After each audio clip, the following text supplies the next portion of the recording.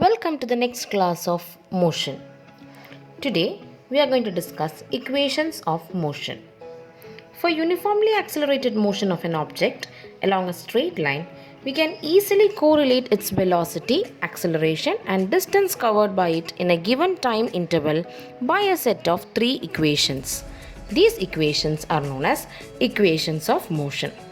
There are three relations that we have to learn. The first one is velocity-time relation, which is the first equation of motion.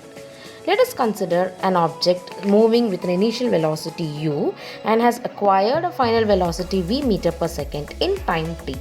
We know that if there is a change in velocity, there will be acceleration. So the acceleration here is v minus u by t. Let us take the quantity t to the LHS of the equation. So we get at is equal to v minus u.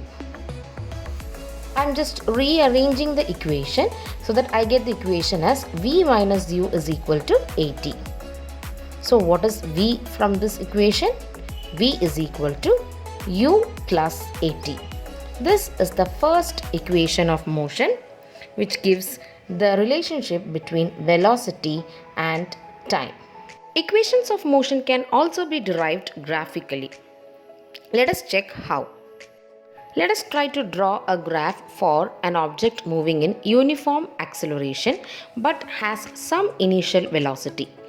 In order to find the acceleration between 0 and time t, we have to consider the slope between the time interval 0 and t. We know that when we calculate the slope of this graph, we get acceleration. How do we calculate slope? Slope is the difference in y coordinates divided by difference in the x coordinates. Here, for 0, that is time at 0 seconds, the initial velocity is u.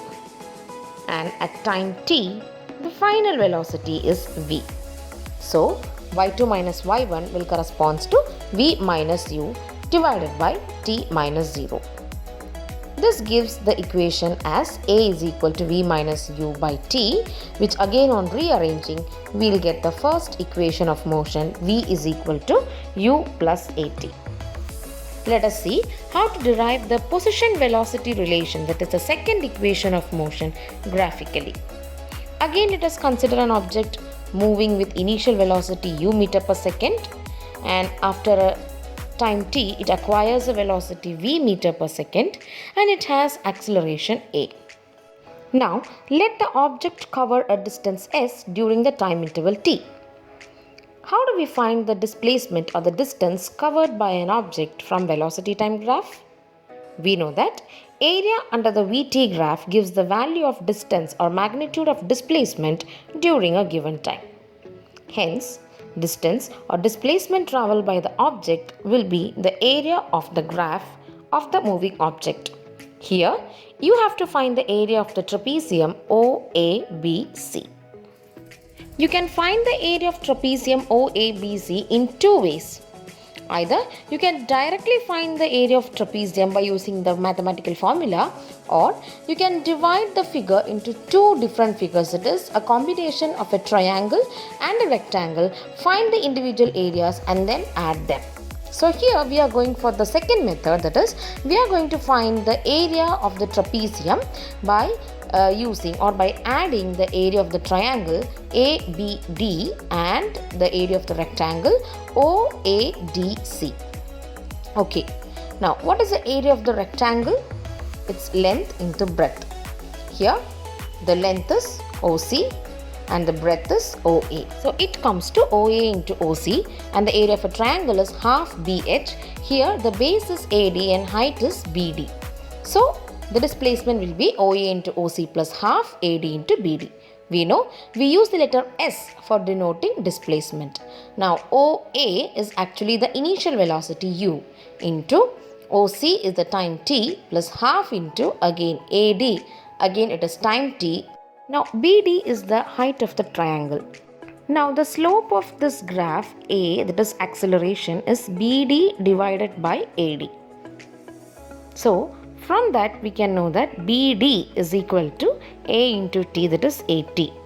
Hence for BD we can substitute the value A into t, that is acceleration into time. So that's it. That's the second equation of motion. S is equal to ut plus half at square.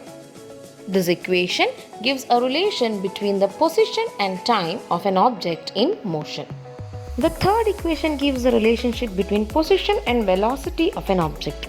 Now, in the previous case, we found the area of the graph by splitting the trapezium into two geometrical figures and then found the area by adding the area of the individual figures.